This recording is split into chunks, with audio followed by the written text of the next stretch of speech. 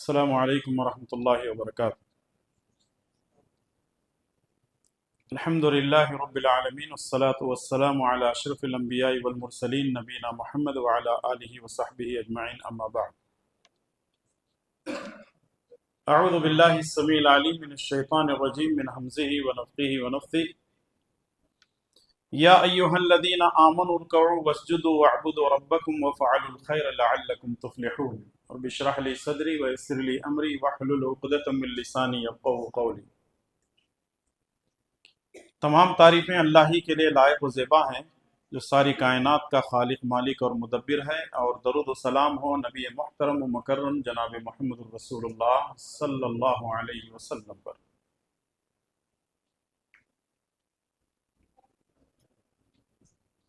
محترم سامعین و سامعات،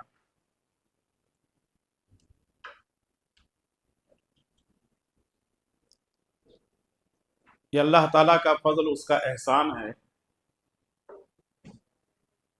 کہ ہم الحمدللہ اللہ کے لیے سجدے کر رہے ہیں، ورنہ کتنے ایسے لوگ ہیں دنیا میں جو اللہ کے لیے نہیں بلکہ غیر اللہ کے لیے سجدے کر رہے ہیں۔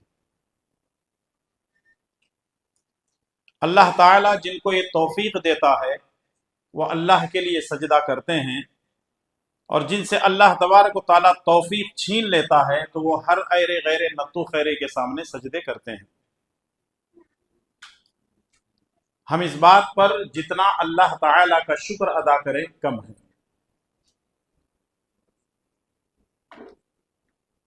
آج کے درس میں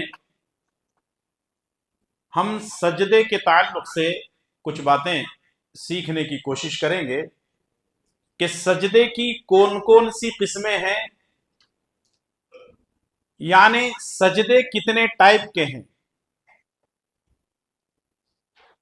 اور اس کی تھوڑا سا تفصیل بھی ہم جاننے کی کوشش کریں گے۔ اللہ کی توفیق سے رب العالمین مجھے اور آپ تمام کو ہر ہمیشہ اللہ کے لیے سجدے کرتے رہنے کی توفیق نصیب فرمائے، آمین۔ سجدے کی فضیلت اور اس کی اہمیت، اس کے مقام اور مرتبے کے تعلق سے قرآن کریم میں بے شمار آیتیں ہیں، اور پیارے نبی جناب محمد الرسول اللہ صلی اللہ علیہ وسلم سے بے شمار ارشادات مبارکہ موجود ہیں، اور ہو سکتا ہے کہ آپ نے یہ درس پہلے کہیں سنا بھی ہوگا، لیکن پھر بھی آپ کے معلومات کے لیے میں آپ کی خدمت میں پیش کرنے جا رہا ہوں، اس توفیق کے ساتھ کہ انشاءاللہ تعالی آپ اس کو اپنے ذہنوں میں رکھیں گے اور اپنی زندگی میں عمل کرنے کی کوشش بھی کریں گے۔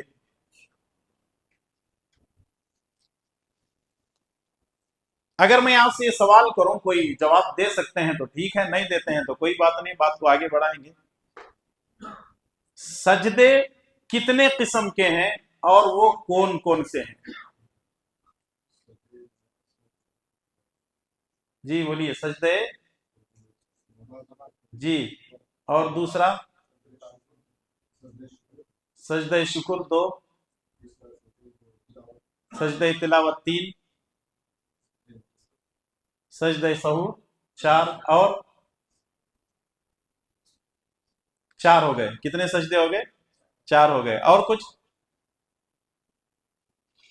جزاک اللہ خیر۔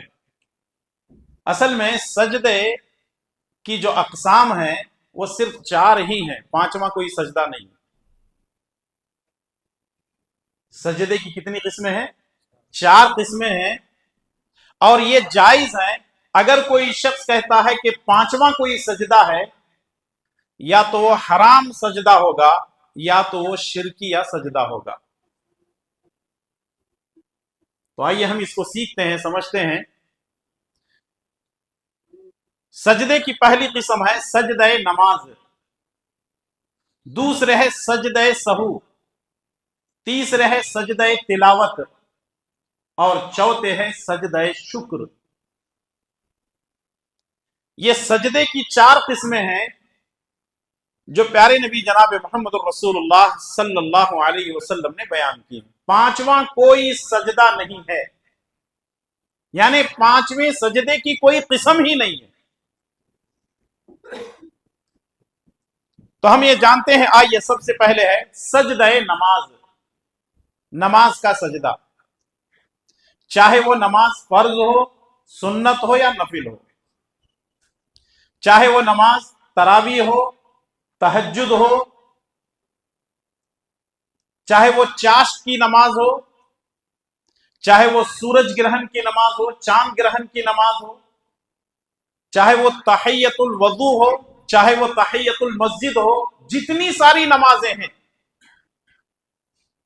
ان تمام نمازوں میں جتنی نفل نمازوں کی قسمیں ہیں، ان تمام سجدوں میں سجدہ، یعنی ان تمام نمازوں میں سجدہ لازمی ہے.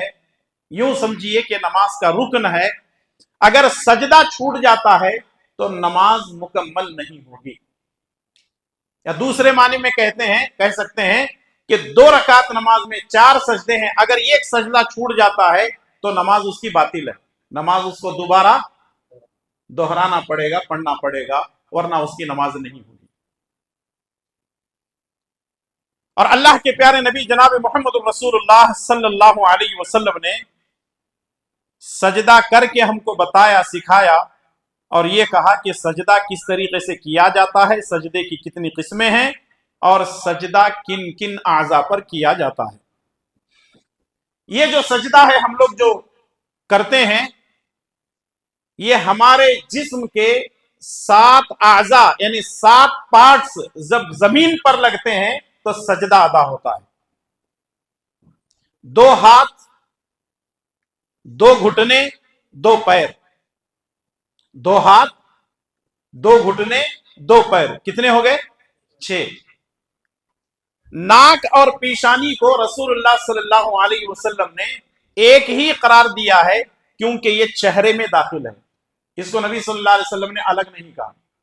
تو اس کا مطلب یہ ہے کہ جہاں ہم ہاتھ، گھٹنے اور پیر لگاتے ہیں سجدے میں، تو وہیں ناک کے ساتھ ساتھ پیشانی کو بھی زمین پر لگانا ضروری ہے.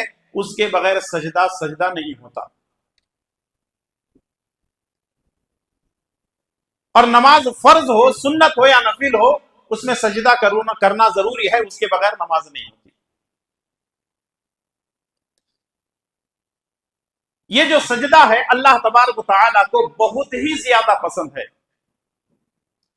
کیونکہ ایک بندہ اپنی ناک اور پیشانی کو زمین پر رگڑ کر یہ کہتا ہے سبحان ربی الاعلی، پاک ہے میرے رب اعلیٰ کی ذات.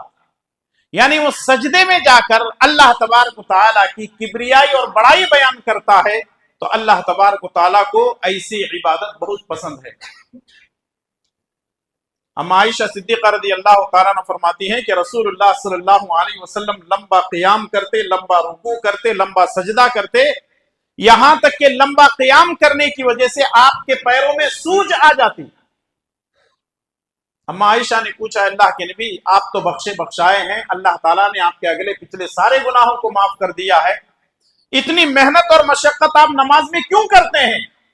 تو اللہ کے نبی صلی اللہ علیہ وسلم نے فرمایا افلا اکون عبدا شکورا، اے عائشہ کیا میں اللہ تعالیٰ کی شکر گزاری کرنے والا بندہ نہ بنوں؟ تو اس کا مطلب یہ ہے کہ شکر گزاری کے لیے اللہ تبارک و تعالیٰ کی جہاں بہت سارے کام کیے جاتے ہیں تو وہیں نمازوں کو بھی پڑھنا ہے تاکہ اللہ تبارک و تعالیٰ ہماری عبادات کے ذریعے سے راضی ہو جائے. یہ جو سجدے ہم کرتے ہیں، دن اور رات میں کتنے وقت کی نماز فرض ہے؟ 5 وقت کی نماز فرض ہے. فرض نمازیں اگر 5 نمازوں کی اگر ہم کیلکولیشن کرتے ہیں تو کتنے رکعتیں ہوں گے؟ رکعتیں کتنی ہیں؟ 17 رکعتیں. کتنے؟ 17 رکعتیں ہیں. ٹھیک ہے. ہر رکعت میں کتنے سجدے ہیں؟ 2 سجدے ہیں. تو 17 کو آپ 2 سے ضرب دیں، کتنے بن گئے؟ 34 سجدے ہو گئے، 34. اس کا مطلب یہ ہے کہ اگر کوئی آدمی صرف فرض نماز ادا کرتا ہے تو وہ گویا کہ دن اور رات میں کتنے سجدے اللہ تعالیٰ کو کرتا ہے؟ 34 سجدے کرتا ہے۔ اگر ہم ان 34 سجدوں کو ایک مہینے یعنی 30 دن سے ضرب دیں گے تو کتنے بنیں گے؟ 1020 سجدے بنیں گے۔ 34 یعنی 34 انٹو 30 از اکول ٹو 1020، 1020 سجدے بن جائیں گے۔ یہ تو ایک مہینے کا کیلکولیشن ہوا۔ اگر ہم ان 1020 سجدوں کو 12 مہینوں سے ضرب دیتے ہیں تو کتنے سجدے بنیں گے؟ 12,240۔ کیلکولیٹر لے کے ہی بیٹھے ہیں شریف صاحب۔ 12,240 سجدے ہوں گے۔ تو اس کا مطلب یہ ہے کہ ایک سال میں ہم کتنے سجدے کر رہے ہیں؟ 12,240 سجدے کر رہے ہیں۔ اگر ہم زندگی کا، ہماری لائف کا کیلکولیشن کرتے ہیں تو کتنے بنیں گے؟ سب سے پہلی بات تو یہ ہے کہ یہ طے کر لیتے ہیں کہ ہماری عمر کتنی ہے۔ جیسے مسند احمد کی روایت ہے، اللہ کے نبی صلی اللہ علیہ وسلم نے فرمایا اعمار امتی ما بین الستین الی السبعین واقلہم من یجوز۔ میری امت کی عمریں 60 سے 70 سال کے درمیان ہیں، بہت کم لوگ اس سے آگے جائیں گے۔ خود نبی صلی اللہ علیہ وسلم کی عمر کتنی تھی؟ 63 سال، 60 پر 3 سال تھی، ٹھیک ہے۔ اگر ہم منیمم پکڑ کر کے چلتے ہیں 7 سال، اس کا مطلب 60 سے اوپر کسی آدمی کو زندگی مل جاتی ہے تو یوں سمجھیے کہ اس کے لیے بونس ہے۔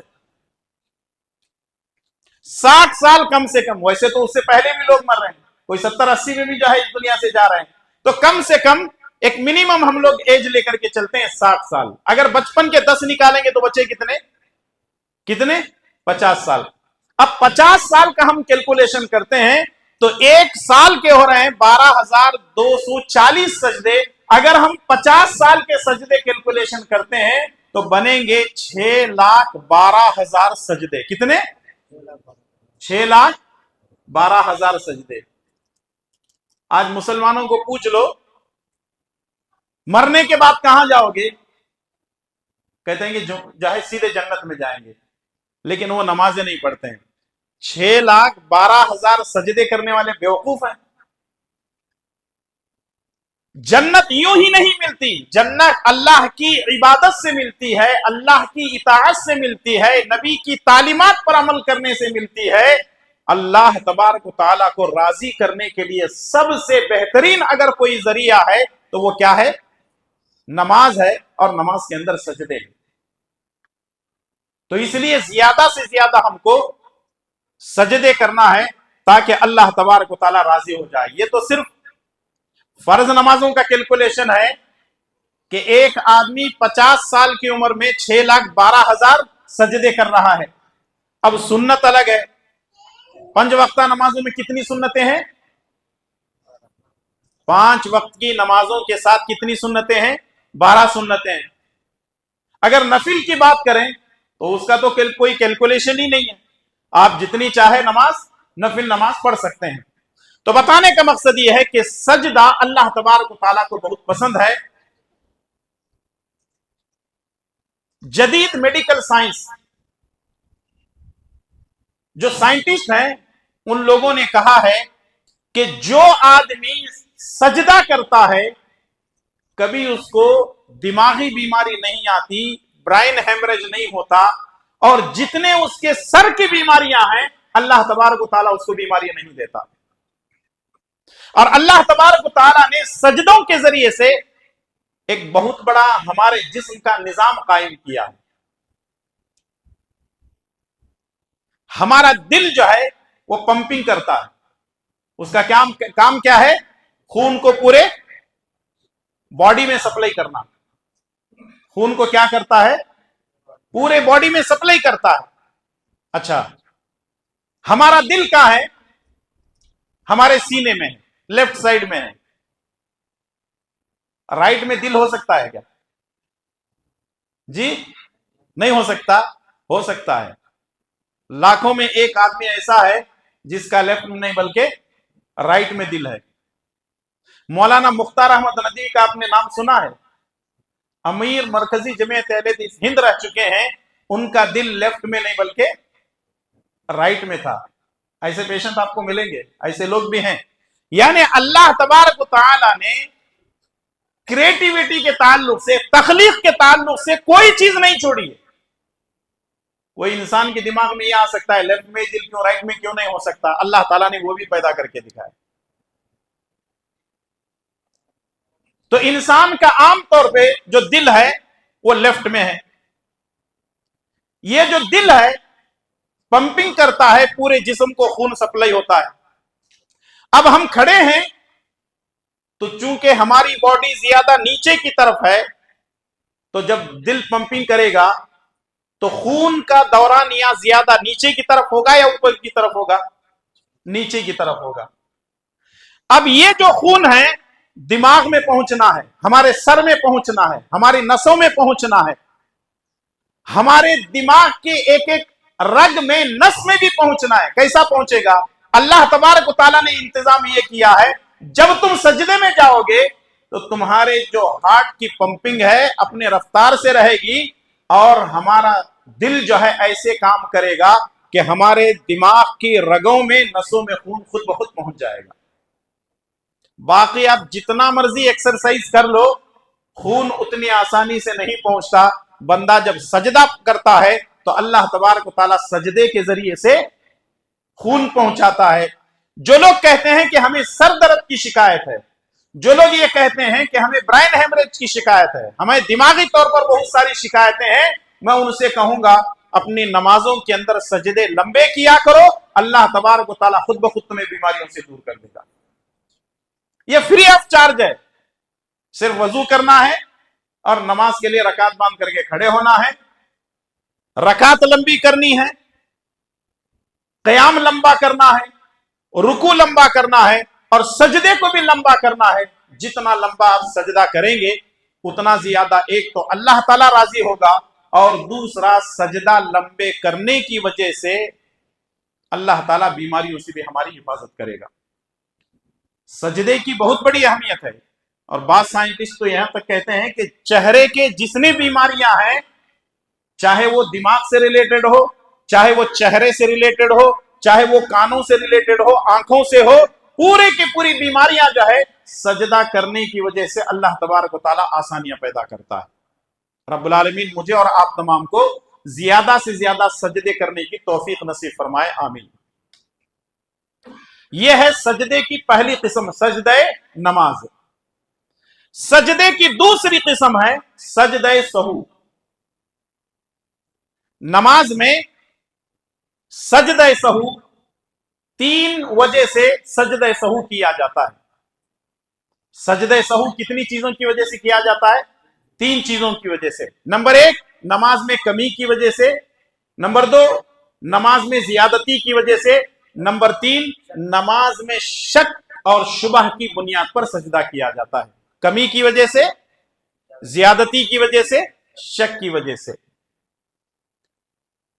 اب وہ باقاعدہ کورس ہے کہ کس طریقے سے، کہاں اور کب کیسے سجدہ کرنا ہے. کچھ سجدے تو سلام پھیرنے سے پہلے ہیں اور کچھ سلام پھیرنے کے بعد ہیں.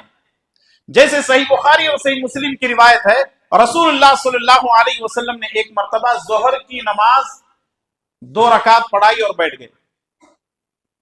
صحابہ کرام سوچنے لگے شاید 4 رکعت جا کر کے 2 رکعت ہو گئی ہے. کسی کی ہمت نہیں بھی پوچھنے کے لیے. ایک صحابی جن کو ذوالیدین کہا جاتا ہے، ہاتھ تھوڑا سا لمبے تھے، ان کو ذوالیدین کہا جاتا تھا، انہوں نے ہمت کی اور پوچھا اللہ کے نبی نماز کم ہو گئی یا آپ بھول گئے؟ نبی صلی اللہ علیہ وسلم نے کہا کہ نماز کم بھی نہیں ہوئی، میں بولا بھی نہیں ہوں. تب صحابہ کرام کو ہمت آتی ہے، سب کہنے لگتا ہے اللہ کے نبی آپ 2 ہی رکعت نماز پڑھائیں. تو نبی کریم صلی اللہ علیہ وسلم کیا کرتے ہیں؟ کھڑے ہوتے ہیں، 2 رکعت نماز پڑھتے ہیں اور سلام پھیر دیتے ہیں، اور پھر اس کے بعد 2 سجدے کرتے ہیں. اس سے یہ بات یہ معلوم ہوئی کہ اگر کسی نے 2 رکعت نماز پڑھی 4 پڑھنے کے بجائے، یاد آنے پر وہ پوری نماز پڑھنے کی ضرورت نہیں ہے. کتنے پڑھیں گے؟ 2 ہی رکعت پڑھیں گے، کیونکہ 2 + 2 = 4 ہو جائیں گے. تو اس کا مطلب یہ ہے کہ کچھ لوگ کیا کرتے ہیں، نماز میں تھوڑی بہت آگے پیچھے ہو گیا تو کہتے ہیں کہ نہیں نماز دہراؤ. جن لوگوں کو دین کے مسئلے معلوم نہیں ہوتے ہیں وہ ایسی ہی جہالت کرتے ہیں۔ امام ویسا ہونا چاہیے جو تمام مسائل کو جانتا ہے، اور الحمدللہ ہمارے پاس جو امام ہوتے ہیں وہ مسائل کے بارے میں واقفیت رکھتے ہیں۔ دوسرے جگہ جاؤ وہ ڈائریکٹ جو ہے نمازی دوہرا دیتے ہیں۔ ایک جگہ ایسا ہوا کہ میں نماز پڑھنے کے لیے ایک مسجد میں چلا گیا اور جو ہے مغرب کی نماز تھی، امام صاحب تھوڑا سا قرآن میں چوک گئے تو میں ان کو پیچھے سے لقمہ دیا۔ نماز جیسی ہی ختم ہوئی وہ ادھر ادھر گھورنے لگے، میرے اوپر نظر پڑی، سمجھ گئے کہ یہ صاحب جو ہے شاید لقمہ دیے ہوں گے۔ تھوڑی دیر کے بعد کہنے لگے اٹھو کھڑے ہو جاؤ، ہماری نماز صحیح نہیں ہوئی ہے، اب نماز پھر نئے طریقے سے ادا کریں گے۔ میں نے دیکھا کہ عافیت اسی میں ہے، یہاں سے نکل لو ورنہ پھر ہمارے اوپر فتویٰ کیا لگے گا معلوم نہیں۔ اور پھر ان لوگوں نے نئے سے پھر نماز پڑھی، اب اندازہ لگا۔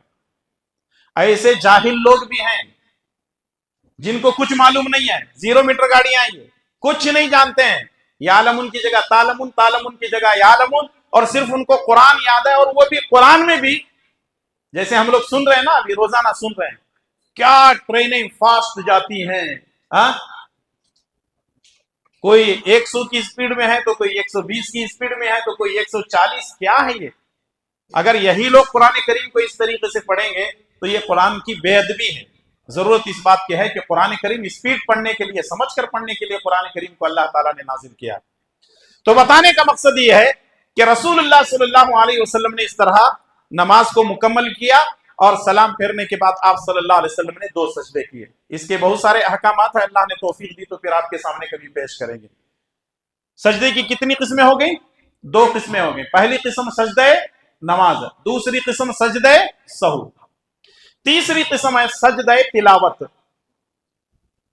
سجدے تلاوت کیا مطلب ہے؟ قرآن کریم کے اندر تقریباً 13 یا 14 سجدے ہیں۔ سجدے وہاں ایک آیت موجود ہے، اور وہ آیت پر جب پہنچتے ہیں تو آپ قرآن کریم کو بند کر دیں گے اور سجدہ کریں گے۔ اگر نماز آپ پڑھ رہے ہیں تو اسی حالت نماز میں ہی اپنی رکعت توڑیں گے اور سیدھے سجدے میں جائیں گے، پھر کھڑے ہوں گے، نماز کو مکمل کریں گے۔ اس کو کہتے ہیں سجدہ تلاوت۔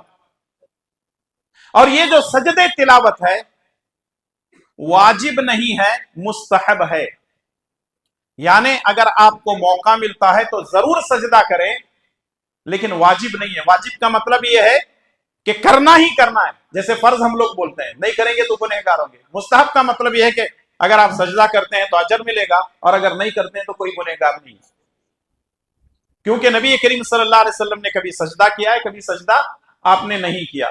لیکن اگر ہم ایک سجدہ کر لیتے ہیں سجدہ تلاوت، اور ہماری زندگی کے اندر ایک سجدہ زیادہ ہو جاتا ہے تو ہم بڑے خوش نصیب ہوں گے۔ اور جب بھی آپ یہ سجدہ کریں گے اس سجدے میں ایک دعا بھی ہے، سجد وجهي للذي خلقه وصوره وشق سمعه وبصره بحوله وقوته فتبارك الله احسن الخالقين۔ یہ دعا ایک مرتبہ پڑھنا ہے، اور پھر اس کے بعد جو ہے آپ اٹھ کر بیٹھ جائیں گے اور تلاوت کو شروع کریں گے، یا اپنی نماز میں اگر جو ہے سجدہ آپ نے کر لیا ہے تو نماز کو آپ مکمل کریں گے۔ تو معلوم کیا ہوا؟ اللہ کے نبی صلی اللہ علیہ وسلم نے ایسی حالت میں سجدہ کرنے کی ہم کو تاکید کی ہے۔ یہ ہے سجدہ تلاوت۔ اب آتے ہیں چوتھی اور آخری چیز، سجدہ شکر۔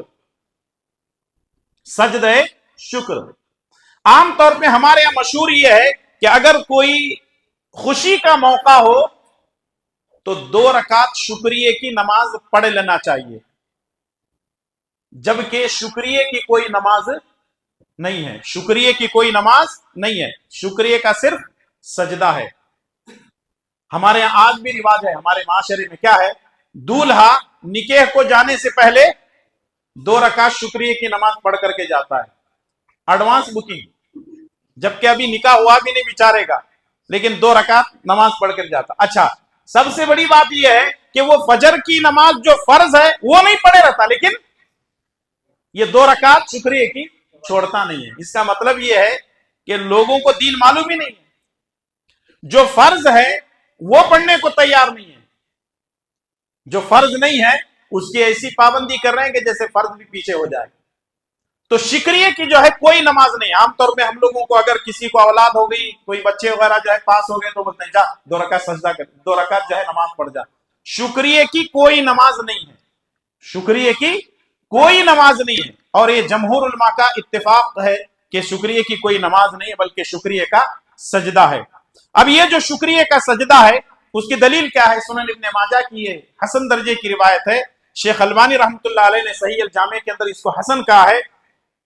ابو بکرہ رضی اللہ تعالیٰ عنہ وہ فرماتے ہیں ان النبی صلی اللہ علیہ وسلم کان اذا اتاه امر او يسره او بشر به خر ساجدا شکرا للہ تبارک و تعالی. نبی کریم صلی اللہ علیہ وسلم کو کسی کام کی خوشخبری دی جاتی یا کسی کام کے بارے میں آسانی کے بارے میں بتایا جاتا تو نبی کریم صلی اللہ علیہ وسلم سجدہ شکر ادا کرتے اللہ تبارک و تعالیٰ کے لیے. تو اس کا مطلب یہ ہے کہ اگر ہمیں بھی کوئی خوشخبری ملے تو اس کے لیے ہم لوگ سجدہ کر سکتے ہیں.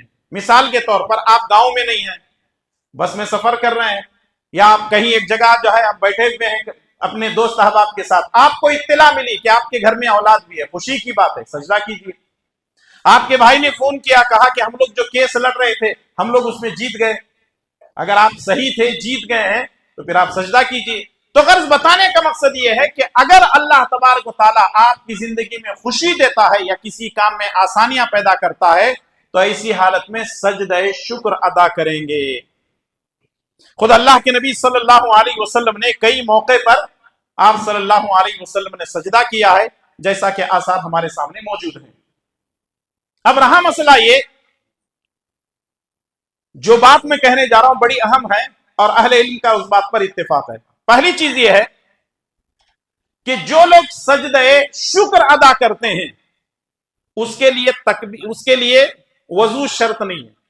اگر آپ سجدہ شکر ادا کر رہے ہیں تو وضو شرط نہیں ہے. دوسری چیز یہ ہے کہ اس کے لیے قبلہ بھی شرط نہیں ہے. اور تیسری چیز یہ ہے کہ اس کے لیے تکبیر کہتے ہوئے اللہ اکبر بول کر کے سجدے میں جانا ضروری نہیں. چوتھی چیز یہ ہے کہ سجدے میں جانے کے بعد کوئی تسبیح, کوئی ذکر خاص نبی صلی اللہ علیہ وسلم سے ثابت نہیں ہے. اور پانچویں چیز یہ ہے جب آپ سجدے سے اٹھیں گے تو ایسی حالت میں بھی تکبیر بولنے کی ضرورت نہیں ہے. کرنا کیا ہے؟ خوشخبری ملی, اپنے سر کو, پیشانی کو زمین پہ لگا دو, اٹھ کر کے کھڑے ہو جاؤ, اتنا کافی ہے. ہاں, اگر آپ سجدہ کرنے سے پہلے وضو سے ہے تو اچھی بات ہے. اگر آپ جو ہے قبلہ رخ ہیں تو اچھی بات ہے. اور اگر آپ جو ہے اللہ اکبر کہتے ہیں اور ساتھ میں جا کر کے سبحان اللہ, الحمدللہ, اللہ اکبر یا کوئی بھی جو ہے تسبیح کرتے ہیں اور پھر اس کے بعد اللہ اکبر کے ساتھ اٹھ کر کے بیٹھتے ہیں تو کوئی حرج نہیں ہے. اور آدمی جو ہے کبھی بھی اس کو کر سکتا ہے. یہاں تک کہ بعض اہل علم نے یہ کہا ہے کہ عورت اگر ناپاکی کے حالت میں ہے, اگر اس کو سجدہ کرنے کی ضرورت پڑے تو ایسی حالت میں بھی وہ سجدہ کر سکتی ہے, کیونکہ یہ سجدہ عبادت نہیں ہے بلکہ سجدہ شکر ہے, اور سجدہ شکر کے لیے وہ تمام شرائط لازم نہیں ہوتے ہیں. تو معلوم کیا ہوا کہ اللہ کے نبی صلی اللہ علیہ وسلم سجدہ شکر کیا کرتے تھے. ہم لوگوں کو بھی چاہے وہ خوشخبری چھوٹی ہو یا بڑی ہو ہم سجدہ کر سکتے ہیں, جیسا کہ نبی صلی اللہ علیہ وسلم کا معمول رہا ہے. سمجھنے کے لیے ایک مثال دے دیتا ہوں, میں دلیل کے طور پہ نہیں, سمجھنے کے لیے میں آپ کو مثال دے رہا ہوں. مسلم کھلاڑی گراؤنڈ کے اندر اگر کوئی ریکارڈ بناتے ہیں تو کیا کرتے ہیں؟ سجدہ کرتے ہیں. ریفری سے پوچھتے ہیں کیا قبلہ کدھر ہے, یا اس کو بولتے ہیں کیا ایک لوٹا پانی لاؤ, یا پھر وہ اللہ اکبر زور سے پکارتے ہیں کیا؟ بس ریکارڈ بنایا, بیٹ بازو رکھ لیے اور جو ہے سجدہ کر لیے. فٹ بال بازو ہے اور پھر اس کے بعد سجدہ کر لیے, والی بال ساتھ میں ہے اور سجدہ کر لیے. تو یہ جو سجدہ ہے اسی کو سجدہ شکر کہتے ہیں, اور اللہ کے نبی صلی اللہ علیہ وسلم کی یہی سنت بھی رہی ہے. تو ہمیں چاہیے کہ ہم رسول اللہ صلی اللہ علیہ وسلم کی سنت کو زندہ کریں. بہت کم مسلمان یہ جانتے ہیں. یہاں تک کہ میں نے دیکھا بہت سارے اہل حدیثوں کو بھی یہ بات معلوم نہیں ہے. وہ کہتے ہیں شکریہ کی نماز کتنی ہے, پوچھو ان سے, تو بولتے ہیں 2 رکعت ہے. کئی جگہ میں نے درس دیا ہے, تو چونکہ ماشاءاللہ آپ لوگ پڑھے لکھے ہیں, تعلیمی یافتہ ہے, بار بار علماء کرام کو سنتے رہتے ہیں, آپ لوگوں نے کہا کہ سجدہ ہے اور شکریہ کی کوئی نماز نہیں ہے. ہاں اتنا ضرور ہے کہ آپ لوگ نکاح سے پہلے 2 رکعت ضرور پڑھے ہوں گے. ہاں ہنس رہے دیکھو, اس کا مطلب پڑھ کے ہی نکاح پڑھوا لیا آپ لوگ. تو یہ جو چیزیں ہیں سنت سے ثابت نہیں ہے، رسول اللہ صلی اللہ علیہ وسلم سے اس کا کوئی ثبوت نہیں ہے، لیکن یہ سجدے کی 4 قسمیں ہیں، سجدے کی 4 قسمیں ہیں۔ ہم دوبارہ اس کو گنوا دیں گے۔ پہلی چیز ہے سجدہ نماز ہے، دوسرے ہے سجدہ سہو، تیسرے ہے سجدہ تلاوت، چوتھے ہے سجدہ شکر۔ اب یہاں اس کو دونوں جو ہے 4 میں سے 2 کو الگ الگ کریں، پہلے 2 قسموں کو الگ کریں، دوسرے 2 قسموں کو الگ کریں۔ کیوں الگ کر رہا ہوں میں؟ پہلے جو سجدے کی 2 قسمیں ہیں اس میں 2 سجدے ہیں، بعد کی جو 2 قسمیں ہیں اس میں ایک سجدہ ہے۔ سجدہ نماز اور سجدہ سہو میں کتنے سجدے ہیں؟ 2 سجدے ہیں۔ سجدہ تلاوت اور سجدہ شکر میں کتنے سجدے ہیں؟ ایک سجدہ ہے۔ اچھا، یہ تو 4 قسمیں ہو گئی، بات یہاں ختم ہو سکتی ہے، لیکن بات کو ختم کرنے سے پہلے ایک اور بات آپ کے سامنے رکھتے ہیں، وہ یہ ہے کہ ایک ایسی نماز بھی ہے جس میں رکوع اور سجدہ دونوں نہیں ہے۔ جی، نماز جنازہ، اس میں نہ رکوع ہے نہ سجدہ ہے۔ اس میں اللہ تعالیٰ کی بہت بڑی حکمت ہے، اس میں اللہ تعالیٰ کی بہت بڑی حکمت ہے۔ اس میں اللہ تعالیٰ کی حکمت کیا ہے؟ حکمت یہ ہے کہ بندہ یہ نہ سوچے کہ میرے سامنے جو لاش رکھی ہوئی ہے اس کے لیے میں رکوع یا سجدہ کر رہا ہوں، یہ دماغ میں نہ آئے، شیطان وسوسہ نہ ڈالے۔ اللہ تعالیٰ نے رکوع اور سجدے کو ختم کر دیا، رکعت باندھ، دعا کر، سلام پھر، تیری نماز ختم۔ اگر آج کے دور میں رکوع اور سجدہ ہوتا، جو لوگ غلط قسم کے عقیدت مند ہیں ان کا بڑا کوئی پیر مر گیا ہوتا، وہ سجدے میں جا کے اٹھنے کے واسطے تیار نہیں ہے۔ ارے بھائی اٹھ جلدی، کیوں نہیں اٹھ رہا؟ بولے نہیں، میں ان کو بہت مانتا تھا۔ اب انہیں سجدے سے اٹھنے کے واسطے تیار نہیں، اس واسطے اللہ تعالیٰ نے رکوع بھی نہیں رکھا، سجدہ بھی نہیں رکھا۔ یہ اللہ تبارک و تعالیٰ کی حکمت ہے۔ یہ جو 4 سجدے ہیں جو آپ کے سامنے بیان کیے گئے ہیں، اور ایک ایسی نماز ہے جس میں سجدہ ہی نہیں ہے، رکوع بھی نہیں ہے، لیکن ایک بات یاد رکھیں، یہ سجدہ صرف اور صرف اللہ تعالیٰ کے لیے ہوگا، غیر اللہ کے لیے سجدہ کرنا حرام ہے، یا دوسرے معنی میں شرک ہے۔ ایک حدیث پیش کر کے اپنی بات کو میں ختم کر رہا ہوں، صحیح بخاری اور صحیح مسلم کی روایت۔ اللہ کے پیارے نبی صلی اللہ علیہ وسلم نے فرمایا، لعن اللہ الیہود والنصارى، لعن اللہ الیہود والنصارى اتخذوا قبور انبیائہم مساجد۔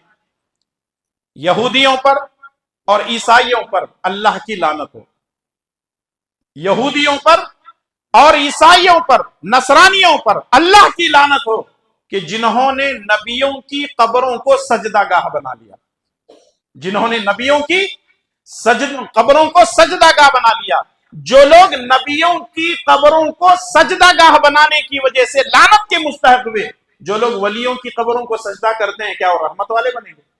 ان پر بھی اللہ کی لعنت ہے، ان پر بھی کس کی لعنت ہے؟ اللہ کی لعنت ہے۔ جو لوگ جا کر کے جو ہے غیر اللہ کے سامنے سجدہ کرتے ہیں، انبیاء کی قبروں پر سجدہ کرتے ہیں، اولیاء کی قبروں پر سجدہ کرتے ہیں، اور فلاں کے سامنے سجدہ کرتے ہیں، سجدہ صرف اللہ کا حق ہے۔ سجدہ کس کا حق ہے؟ سجدہ صرف اللہ تبارک و تعالیٰ کا حق ہے۔ ایک شاعر گزرا ہے ماجد دیوبندی، اس نے بڑا پیارا شعر کہا ہے سجدے کے بارے میں، کہتا ہے کہ سامان تجارت میرا ایمان نہیں ہے، سامان تجارت میرا ایمان نہیں ہے، ہر در پہ جھکے سر یہ میری شان نہیں ہے۔ یہ جو اللہ تعالیٰ نے پیشانی دی ہے نا، اس کی بہت بڑی عظمت ہے، اس کا ایک مقام ہے۔ یہ جو پیشانی آئرے غیرے نتو خیرے کے سامنے نہ جھکے گی، جھکے گی تو صرف کس کے سامنے؟ اللہ کے سامنے، جو ہمارا خالق ہے، جو ہمارا مالک ہے، اور جو ہمارا حاکم اور مدبر ہے۔ تو اس لیے یہ 4 قسمیں تھیں جو آپ کے سامنے بہت ہی مختصر میں نے آپ کے سامنے پیش کیا ہے۔ امید ہے کہ انشاءاللہ تعالیٰ آپ کے علم میں اضافہ ہوا ہوگا، اور میں گزارش کروں گا اپنی زندگی کے اندر اللہ کے علاوہ کسی اور کے سامنے سجدہ نہ کریں، کیونکہ سب سے پہلے جس نے سجدے سے انکار کیا تھا وہ کون ہے؟ ابلیس ہے۔ کون ہے؟ ابلیس، جس نے جو ہے سجدے کا انکار کیا تھا۔ اگر آپ اجازت دیں تو وہ واقعہ بھی سنا دوں میں آپ کو، حضرت موسیٰ علیہ السلام کے ساتھ کیا معاملہ پیش ہوا۔ تلبیس ابلیس ایک کتاب ہے، تلبیس ابلیس، ابن قیم رحمۃ اللہ علیہ کی۔ اس کے اندر یہ واقعہ لکھا ہوا ہے اسرائیلی روایات کے ذریعے سے، حضرت موسیٰ علیہ السلام ایک مرتبہ اللہ تعالی سے ہم کلام ہونے، اللہ سے بات چیت کرنے کے لیے طور پہاڑ کی طرف جا رہے تھے۔ موسیٰ علیہ السلام کو جب کسی چیز کی ضرورت ہوتی تو وہ کیا کرتے؟ طور پہاڑ کے اوپر چڑھتے، بادل ان کو گھیر لیتے اور وہ ڈائریکٹ اللہ تعالیٰ سے بات چیت کرتے۔ اسی لیے موسیٰ علیہ السلام کو کلیم اللہ کہا جاتا ہے، کیونکہ وہ اللہ سے ڈائریکٹ بات چیت کرتے تھے۔ موسیٰ علیہ السلام طور پہاڑ کی طرف اللہ سے بات چیت کرنے کے لیے جا رہے تھے، راستے میں ابلیس ملا، پوچھنے لگا موسیٰ کہاں جا رہے ہیں؟ موسیٰ علیہ السلام نے کہا میرے کہاں جانے سے تجھے کیا مطلب ہے؟ میری مرضی ہے، میں جدھر مرضی جاؤں۔ بولے نہیں، بتاؤ کہاں جا رہے ہیں؟ بولے طور پہاڑ پہ جا رہا ہوں اللہ تعالیٰ سے بات چیت کرنے کے لیے۔ ابلیس نے کہا موسیٰ ذرا اللہ تعالیٰ سے جا کر کے بولو میں لوگوں کی گالیاں تھو تھو سن کر کے بہت تنگ آ گیا ہوں، میں اللہ کے نیک بندوں میں شامل ہونا چاہتا ہوں، اللہ کو بولو مجھے کیا کرنا ہے۔ تو موسیٰ علیہ السلام بولنے لگے تو سدھر گیا تو دنیا سدھر جاتی تھی، تو اگر سدھر گیا، تو اگر لوگوں کو گمراہ نہیں کیا تو سارے کے سارے لوگ سدھر جائیں گے۔ تو موسیٰ علیہ السلام طور پہاڑ پر گئے، اللہ تعالیٰ سے بات چیت کیے، اور بات چیت کرنے کے بعد کہا کہ اللہ تعالیٰ وہ راستے میں ابلیس ملا تھا، اس نے کہا کہ جو ہے وہ نیک بندوں میں شامل ہونا چاہتا ہے، اے اللہ تبارک و تعالیٰ اس کے لیے کیا کرنا ہوگا؟ اللہ تبارک و تعالیٰ نے کہا کہ موسیٰ ابلیس سے یہ کہو کہ وہ آدم کی قبر پر جا کے سجدہ کر لے، میں اس کو اپنے نیک بندوں میں شامل کر لوں گا۔ کیوں کہ وہ جنت سے کیوں نکالا گیا تھا؟ آدم علیہ السلام کو سجدہ نہ کرنے کی وجہ سے۔ فرشتوں نے سجدہ کیا، فسجدوا الا ابلیس، فرشتوں نے سجدہ کیا لیکن ابلیس نے سجدہ نہیں کیا۔ موسیٰ علیہ السلام کہتے ہیں کہ یہ تو بہت آسان ہے، ہو سکتا ہے وہ کر لے گا، تیرے نیک بندوں میں شامل ہو گیا۔ موسیٰ علیہ السلام واپس آئے، جا رہے تھے، ابلیس ملا، ہاں موسیٰ بات ہوئی؟ بولے ہاں بات ہو گئی۔ بولے کیا بات ہوئی جلدی بتاؤ؟ بولے بہت آسان ہے۔ ارے جلدی بولو، وہ آسان نسخہ کیا ہے؟ آسان یہ ہے کہ جب حضرت آدم کی قبر پہ سجدہ کر لے، اللہ تعالیٰ تجھے نیک بندوں میں شامل کر دے گا۔ تو ابلیس کیا کہتا ہے معلوم ہے؟ جب آدم زندہ تھے تو میں نے سجدہ کیا، اب آدم مر چکے ہیں، میں ان کے لیے سجدہ کیوں کروں؟ بات سمجھ میں آ رہی ہے؟ ابلیس نے کیا کہا؟ جب آدم زندہ تھے تو میں نے سجدہ نہیں کیا، اور میں اس مردے کو کیسے سجدہ کروں؟ وہاں سے نکل جاتا ہے۔ اس سے یہ بات معلوم ہوتی ہے، اب جو میں جملہ کہنے جا رہا ہوں نا، وہ جملہ جلدی ہضم ہونے والا نہیں ہے۔ اس سے یہ بات ثابت ہوتی ہے کہ ابلیس نے مردہ آدم کے لیے سجدہ نہیں کیا۔ اس کا مطلب اگر کوئی آدمی کسی مردے کو سجدہ کرتا ہے تو وہ ابلیس سے بھی بدتر ہے۔ سوچو اور غور کرو مسلمان کیا کر رہے ہیں، کہاں کہاں سجدے ہو رہے ہیں۔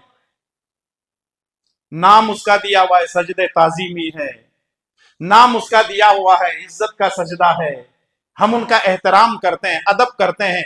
میرے بھائیو اور دوستو، یہ صرف 4 ہی سجدے ہیں جو کہ جائز ہیں، باقی سجدوں کی اجازت ہم کو نہیں ہے۔